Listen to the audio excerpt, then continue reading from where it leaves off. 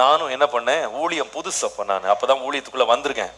அப்போ நம்ம சபையில ஒரு யூத்ல இருந்த ஒரு ஒரு பெண் பிள்ளை, அவளுடைய தம்பி வந்து ஒரு சின்ன ஆக்சிடென்ட்ல அவன் இறந்து போயிட்டான், அவன் இறந்துட்டான். அப்போ அவங்கள வந்து அவங்க அடக்கம் முடிஞ்ச பிறகு அவங்கள விசாரிக்கிறதுக்காக நான் போயிருந்தேன். அப்போ அடக்கத்துக்கு போயிட்டு அவங்கள வந்து விசாரிச்சு அன்பா அவங்ககிட்டலாம் ஆறுதல்லாம் சொல்லிட்டு, அவங்க வீட்டாரெலாம் இருந்தாங்க, வயசானவங்களாம் இருந்தாங்க. அப்போது நீங்கள் கவலைப்படாதீங்க, நான் ஜெபம் பண்ணுறேன்னு ஜெபம்லாம் பண்ணிவிட்டு வெளியே வரும்போது போயிட்டு வரேன் அப்படின்னு. அங்கே ஒரு வயசான பாட்டி அம்மா இருந்துச்சு. இங்கே வா அப்படின்னு கூப்பிட்ட விதமே எனக்கு ஒரு மாதிரி இருந்துச்சு. ஆனால் இங்கே வான்னு கூப்பிட்றாங்களே, பக்கத்தில் போனேன். என்ன சொன்னேன்? போயிட்டு வரேண்ணா. போகிறேன்னு சொல்லிட்டு போ. எனக்கு கை காலெலாம் ஆடி போச்சு. என்னடா இது மாதிரி? அப்போ என்ன கதைன்னு அப்புறமா கண்டுபிடிச்சேன். இப்போதான் ஒரு ஆள் இறந்துருக்காரு. நீ போயிட்டு வரேன்னா அர்த்தம் என்ன? அடுத்த ஆளை எடுக்கிறதுக்கு வரியா? போறேன்னு சொல்லிட்டு போ. அன்னையிலிருந்து போயிட்டு வரேன்னே சொல்றது இல்லைங்க.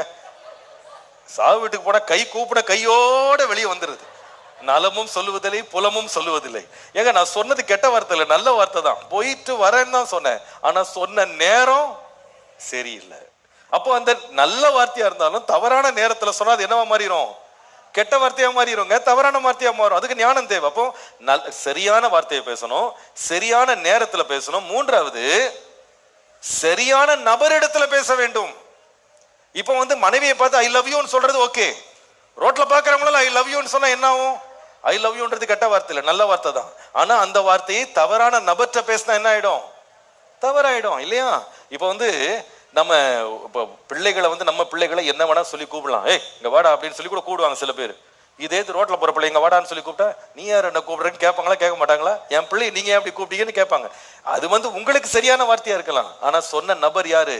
தவறான நபர். அப்போ சரியான வார்த்தை, சரியான நேரம், சரியான நபரிடத்திலே. நாலாவது, சரியான விதத்திலே பேச வேண்டும். சரியான விதம். நல்ல வார்த்தையை கூட நம்ம சொல்ற விதம் தப்பா இருந்தா என்ன ஆயிடும்?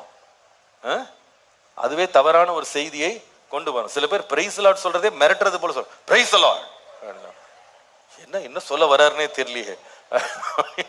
அந்த நம்ம சொல்ற விதம் இருக்கு பாருங்க, அதுலயே என்ன இருக்கு?